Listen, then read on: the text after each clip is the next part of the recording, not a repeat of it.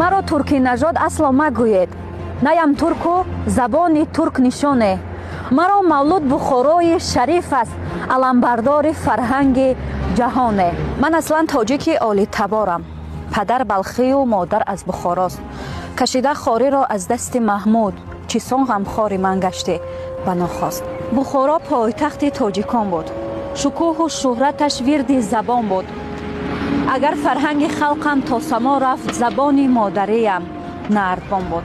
ман аслан зодаи сомонионам, ки бошад тухмам аз насли зардошт.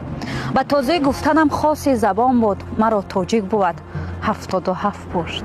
маро турки нажод асло магӯед, наям турку забони турк нишоне.